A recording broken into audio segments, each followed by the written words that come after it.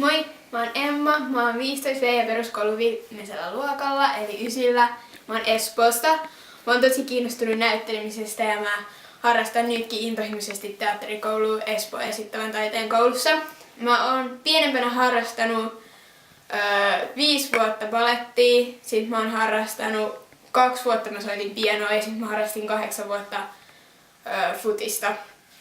Ja mä rakastan näyttelemistä ihan hirveästi. Se on ollut mulle semmonen juttu, että kun mä haluan niinku vaan keskittyä johonkin ihan muuhun, mä en halua ajatella mitään ulkopuolista, niin sit mä niinku menen lavalle, koska silloin mä voin unohtaa ihan kaiken muun. Takkuiset hiukset rinnoillasi. Aamuyön utu silmissä. Kuin uneksi ois tulleet kasteiset niityt unen laaksot.